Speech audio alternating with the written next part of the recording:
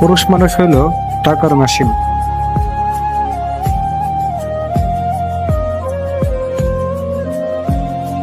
মানুষ টাকা জমায় সুইস ব্যাংকে, আর পুরুষ মানুষ টাকা জমায় তার পরিবারের কাছে। একজন নারীর অলংকার হলো স্বর্ণ আর রূপার তৈরি জিনিস।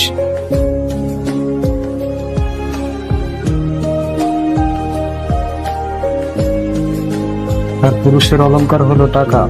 টাকা থাকলে নাকি দুনিয়ার সকল সুখ কেনা যায়।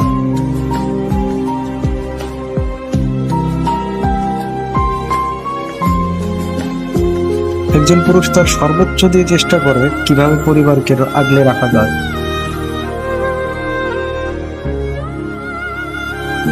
এর নামও পুরুষ মানুষের জীবন। ধন্যবাদ।